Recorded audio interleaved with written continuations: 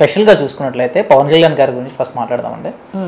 పిఠాపురంలో పవన్ కళ్యాణ్ గారికి గెలిచే అవకాశం ఉందా? ఉంటే ఏ విధంగా ఉంది? మీరేం విన్నారు అక్కడ నుంచి? వెల్ యాక్చువల్లీ అయితే మంచి రెస్పాన్సే వస్తుంది. టు బి ఆనెస్ట్లీ చెప్పాలంటే పిఠాపురం ఆంధ్రప్రదేశ్లో ఏంటంటే ఒక పెక్యులియర్ ప్లేస్ అని చెప్పొచ్చు. అంటే ఒకసారి గెలిపించిన వాళ్ళని మళ్ళీ వాళ్ళు గెలిపించారు, 5 సంవత్సరాలకు ఒకసారి వాళ్ళు ఎమ్మెల్యేని మారుస్తారు. అంటే ఆనెస్ట్లీ చెప్పాలంటే they are very smart voters అని చెప్పొచ్చు.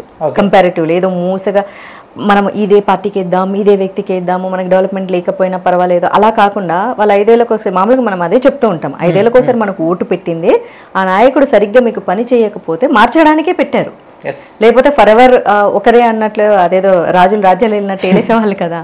ఎందుకు ఎమ్మెల్యేలని 5 ఏళ్ళకి ఒకసారి పెట్టుకున్నా అంటే మార్చుకునే అవకాశం ప్రజలకు ఉంది కాబట్టి.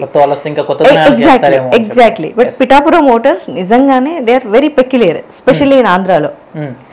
సో గీత గారు సో ఆవిడ ప్రజారాజ్యం నుంచి ప్రస్థానం మొదలు పెట్టారు. సో దాని నుంచి గెలిచారు, మళ్ళీ అటు వచ్చారు, టీడీపీకి వచ్చారు, మళ్ళీ వైసీపీకి పోయారు, మళ్ళీ కొన్ని రోజులు ఇండిపెండెంట్ ఉన్నారు. సో పవన్ కళ్యాణ్ గారు కూడా అన్నారు ఆవిడ ప్రజారాజ్యం నుంచి ప్రస్థానం మొదలు పెట్టారు కాబట్టి జనసేనలోకి వస్తే కూడా బాగుంటుందని చాలా రెస్పెక్టెడ్గానే ఆయన చెప్పారు. Though she's contesting from YCP also. So అక్కడ ఏంటంటే కమ్యూనిటీ ఓట్లు బాగా ఎక్కువ, కాపు కమ్యూనిటీ ఓట్లు. అండ్ ఆవిడ సేమ్ కమ్యూనిటీ, పవన్ కళ్యాణ్ గారు సేమ్ కమ్యూనిటీ.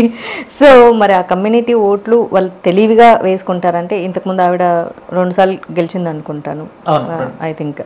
సో మరి అప్పుడు ఆవిడ ఏం చేసింది, పవన్ కళ్యాణ్ గారి మీద నమ్మకం ఉంటే ఇప్పుడు ఇంకా చాలా బ్యాలెన్స్డ్ వర్క్స్ దానికి చుట్టుపక్కల చాలా ఉన్నాయని చెప్తున్నారు. సమ్ వాటర్ లేకపోతే ఏవో వంతెనలు కట్టడం అండ్ రోడ్స్ ఇట్లాంటివన్నీ కొన్ని బ్యాలెన్స్ వర్క్స్ ఉన్నాయని చెప్తున్నారు. సో పవన్ కళ్యాణ్ గారు వస్తే అవి ఖచ్చితంగా చేస్తారని ట్రస్ట్ అయితే ఆయన మీద అయితే డెఫినెట్గా ఉంది. పవన్ కళ్యాణ్ గారికి లెక్క ఉంది, ఆ లెక్కకో తిక్కుకో లెక్క ఉంటుంది. సో మామూలుగా మనం ఏదైనా మాట వరుసకు కూడా ఇదిగో నాకు గనక తిక్క రేగింది అనుకో నేను చేస్తాను చూడంట. ఎగ్జాక్ట్లీ, దట్ తిక్క ఇస్ వెరీ ఇంపార్టెంట్ తెలుసా. అంటే పట్టుదలని పెంచుతుంది అది ఏమన్నా. సో పవన్ కళ్యాణ్ గారు అయితే గెలిచే అవకాశాలు కొంచెం కనిపిస్తున్నాయి ఈసారి. అయితే చంద్రబాబు నాయుడు గారు ఎప్పుడైతే అనౌన్స్ చేశారో, అంటే చెప్పడం అదంతా పిఠాపురం నుంచి పవన్ కళ్యాణ్ గారు చేస్తున్నారు అన్నప్పుడు పక్కన వర్మ గారిని నించోబెట్టుకొని చెప్పారు ఆయనకి, లైక్ సపోర్ట్ డెఫినెట్గా ఉంటుంది పవన్ కళ్యాణ్ గారికి అని చెప్పి. అయితే వర్మ గారు 1,00,000 ఓట్లు నేను గిఫ్ట్గా ఇస్తా అని చెప్పారు. దాన్ని ఏ విధంగా చూడొచ్చు అంటారు? ఎందుకంటే టీడీపీ నుంచి ఆయన ఒక స్ట్రాంగ్ మెజారిటీతో గెలిచిన పర్సన్ అక్కడ వర్మ గారు. అలాంటి పర్సనే నేను పవన్ కళ్యాణ్ గారికి సపోర్ట్ చేస్తున్నా, 1,00,000 ఓట్లు ఆయన గిఫ్ట్గా ఇస్తున్నా అని చెప్పేసి అన్నారు. ఇట్స్ గుడ్ కదా, మంచి మాట చెప్పినప్పుడు అది మంచిగా అవుతుంది. అంటే ఆల్రెడీ గెలిచిన పర్సన్ ఆయనకి అక్కడ మళ్ళీ నిలబడేంత స్తోమత ఉన్నా నిలబడితే గెలిచే. అవును, ఆయన పవన్ కళ్యాణ్ గారికి సపోర్ట్ చేస్తున్నారు అంటే దాని వెనకాల ఏంటి, అసలు ఎందుకు చేస్తున్నారు అనేది? దాని వెనకాల అంటే కూటమి కదా ఇప్పుడు మరి. ఓకే, ఆయన టీడీపీ నుంచి కదా చేశారు, ఇప్పుడు టీడీపీ నుంచి ఆయనకు టికెట్ ఆశించారు, రాలేదు. ఎందుకంటే కూటమి కంటెస్ట్ చేస్తుంది కాబట్టి 3 పార్టీల్లో ఎవరో ఒక్కళ్ళే కంటెస్ట్ చేయాలి, అదే కదా రూల్ అందరూ. ఇప్పుడు మళ్ళీ ఆయన తెలుగుదేశం నుంచి పోటీ చేసి జనసేన నుంచి ఈయన పోటీ చేస్తే అప్పుడు అది కూటమి ఎలా అవుతుంది? అది కాంబో ప్యాక్ అవ్వదు కదా. చీప్ అవ్వడం కాదు, ఆయన ఇండిపెండెంట్ గా బయటకు వచ్చి కంటెస్ట్ చేసుకోవాలి. అప్పుడు అంటే ఈయన 1,00,000 ఓట్లు గిఫ్ట్ కింద ఇస్తా అంటారు కదా, ఖచ్చితంగా ఈయన నమ్మి నిజంగా 1,00,000 ఓట్లు పడతాయి అంటారా? ఏమో, ఆయన గెలిచారు కాబట్టి ఆయనకంటూ కొంతమంది ఉంటారు కదా ఓటర్లు, ఆయన నచ్చే ఓటర్లు చాలా మంది ఉంటారు కదా. ఈ 5 సంవత్సరాల్లో ఆయన చూసిన వాళ్ళు కూడా కొంతమంది ఉంటారు కదా. సో ఆబ్వియస్లీ ఆయన చెప్పినప్పుడు ఇప్పుడు కూటమిలో మనం కంటెస్ట్ చేస్తున్నాము, సో మీరు పవన్ కళ్యాణ్కి వేయండి నేను నిలపలేదు అన్నప్పుడు వేసే వాళ్ళు ఉంటారు. ఎందుకంటే ఎక్కడికి పోతారు మరి, టీడీపీ వాళ్ళు ఎవరికి వేసుకుంటారు పోయి? వేరే ఆప్షన్ ఏమని చెప్పండి. సరే ట్రెడిషనల్ టీడీపీ ఓటర్సే ఉన్నారు అనుకుందాము ఆయనకు సంబంధించి, మళ్ళీ వాళ్ళు ఎవరికి వేయాలి? వాళ్ళు పోయి వైసీపీకి వేయరుగా traditional TDP voters. So naturally అక్కడ ఉన్న క్యాండిడేట్కే వేయాలి, there is no other option కదా మరి. సో 1,00,000 ఓట్ల మెజారిటీ డెఫినెట్గా వస్తుంది. పవన్ కళ్యాణ్ గెలవడం కాదు, 1,00,000 ఓట్ల మెజారిటీ వచ్చి గెలిస్తేనే ఆయన నిజంగా గెలిచినట్టు అనే మాట నేను చాలా స్ట్రాంగ్గా విన్నాకనండి. నిజంగా గెలిచినట్టు 1,00,000 వస్తేనే నిజంగా గెలిచినట్టు, లేకపోతే లేదు. ఒక్క ఓటు ఎక్స్ట్రా పడి గెలిచినా అది గెలుపే. ఏదో కొన్ని రోజులు టీవీలో కూర్చొని డిస్కస్ చేసుకోవడానికి, ఫర్ ఎగ్జాంపుల్ అపోనెంట్కి ఎగ్జాంపుల్గా ఒక 50,000 ఓట్లు వచ్చాయి అనుకోండి, పవన్ కళ్యాణ్కి 50,000 ఒక్క ఓటు వచ్చింది అనుకోండి, దట్ ఒక్క ఓటు ఈజ్ వెరీ ఇంపార్టెంట్. నా ఒక్క ఓటు బోడీ ఉంది, అందుకే కదా అంటాం ప్రతి ఓటు వినియోగించుకోవాలి. అండ్ ఆ ఓటు చాలా విలువైందని ఎందుకంటే ఆ ఒక్కటే డిసైడ్ చేస్తుంది. నిజంగా మన దేశంలోనే అట్లాంటి జరిగింది. ఒక్క ఓటుతో గెలిచిన ఒక లీడర్ ఉన్నాడు. That 1 single vote is very important. So కొన్ని రోజులు టీవీలో డిస్కస్ చేసుకోవడానికి, లేకపోతే అపోనెంట్ పార్టీలా నేను 50,000తో గెలిచినాను, ఒక్క ఓటుతో గెలిచినాను, అరే ఒక్క ఓటైనా గెలిపే, అది డిస్కషన్కి పనికి వస్తుంది తప్ప అధికారంలో ఉండడానికి పనికి రాదుగా. అంతే, ఆ ఒక్క ఓటైనా సరే గెలిచారంటే గెలిచారు అంతే. అంతే, ఆ గెలిచిన వాళ్ళే అధికారంలో ఉంటారు, ఆ గెలిచిన వాళ్ళే అసెంబ్లీకి వెళ్తారు, అసెంబ్లీకి వెళ్ళిన వాళ్ళే వాళ్ళ కాన్స్టిట్యుయెన్సీకి పనిచేస్తారు.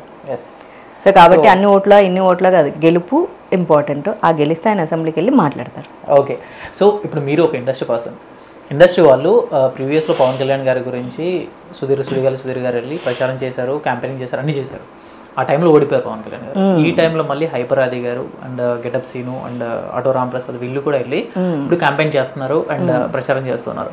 నిజంగా ఒక సెలబ్రిటీస్ వెళ్ళి లేదా యాక్టర్స్ వెళ్ళి అక్కడికి వెళ్ళి ప్రచారం చేస్తే ఓట్లు పడతాయి అంటారు, దీని మీద మీ ఒపీనియన్ ఏంటి? అంటే ఇప్పుడు ఓట్లు పడతాయా అట్లా కాదు, సెలబ్రిటీస్ వెళ్ళినప్పుడు క్రౌడ్ వస్తుంది, క్రౌడ్ పుల్లర్స్ వాళ్ళు, అది నేను కరెక్ట్గా చెప్పగలను. సెలబ్రిటీ ఒక స్టార్ క్యాంపెయినర్ ఎందుకంటే దే ఆర్ క్రౌడ్ పుల్లర్స్. డబ్బులు పెట్టి జనాల్ని మనం తీసుకొని రానక్కర్లేదు. సెలబ్రిటీస్ వచ్చినప్పుడు వాళ్ళని చూడటానికి జనాలు వస్తారు. అట్ ద సేమ్ టైం ఆ జనాలు ఎందుకోసం వస్తారు, వీళ్ళని చూడడానికి వస్తారు. కానీ ఆ లీడర్కి సపోర్ట్ చేసేదానికి ఇతను వచ్చింటాడు, లేకపోతే ఈమె వచ్చింటుంది, ఎవరో ఒకరు సెలబ్రిటీ వచ్చింటారు. సో ఆ లీడర్ మనకు కేపబుల్, మనకి ఏమైనా చేస్తాడు అని నమ్మకం ఉన్నప్పుడు ఆటోమేటిక్గా ఓట్లేస్తారు.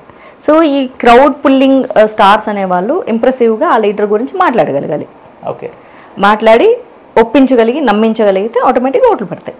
ఓకే, ఖచ్చితంగా ఈసారి గీతక్కే గెలుస్తుంది, ఎటువంటి డౌట్ లేదు. బయటికి చెప్పుకునే వాళ్ళు మాటలు మాత్రమే చెప్పుకుంటారు, కానీ గెలవడం మాత్రం ఖచ్చితంగా గీత గారే గెలుస్తారని చెప్పి స్ట్రాంగ్గా ఆయన మాట్లాడడం జరిగింది. మీరు చూసే ఉంటారు, దాని మీద మీరు అంటారు? ఏ పార్టీ లీడర్ అయినా వాళ్ళ ఎమ్మెల్యే క్యాండిడేట్స్ గెలిచే తీరుతారు అంటారు తప్ప మా వాళ్ళు డౌట్గా ఉన్నారు, మా వాళ్ళు పోయేలా ఉన్నారు అని ఎవరూ చెప్పరు. బికాజ్ అది ఆ యొక్క క్యాండిడేట్ని ఉత్సాహపరచడము, కార్యకర్తలను ఉత్సాహపరచడము, ఓటర్స్ని ఉత్సాహపరచడం కూడా. ప్రతి ఒక్కరు కంటెస్ట్ చేసే వాళ్ళు చూడండి ఈసారి మేమే గెలుస్తామంటారు, అది ఒక పాజిటివిటీ స్ప్రెడ్ చేయడం కదా. అది దాన్ని నెగిటివ్గా స్ప్రెడ్ చేయి, ఈసారి మాకు చాలా కష్టంగా ఉందని ఎవరు పబ్లిక్లోకి వచ్చి చెప్పుకోరు. కానీ పోటాపోటీగా అయితే ఖచ్చితంగా ఉంది పిఠాపురం, అదైతే ఉంది. సో జగన్మోహన్ రెడ్డి గారు వంగగీత గారినే కదా అందరినీ స్కూల్లో స్టూడెంట్స్ని ఇంట్రడ్యూస్ చేసినట్లు స్టేజ్ మీద అందరినీ ఇంట్రడ్యూస్ చేసి పాపం చాలా డబ్బులు కూడా లేవని వేరే వాళ్ళకి కూడా చెప్పడం జరిగింది. పాపం ఆర్థికంగా కూడా చిన్నగా ఉన్నారని. So it's okay, let him be positive.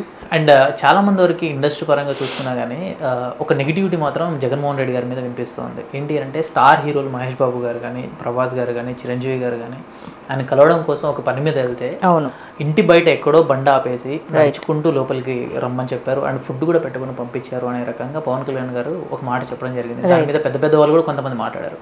దాని మీద మీరేమంటారండి? దట్స్ ఫ్యాక్ట్ కదా, అది జరిగింది కదా, ఎందుకంటే అది విజువల్ ప్రూఫ్స్ కూడా ఉన్నాయి. చేయడం దాని మీద మీ ఒపీనియన్ అంటే ఇది నేను ఇంతకు ముందు విన్నాను. నేను రాజశేఖర రెడ్డి గారికి కూడా సినిమా వాళ్ళంటే పెద్ద గొప్ప ఒపీనియన్ ఏమీ ఉండేది కాదట.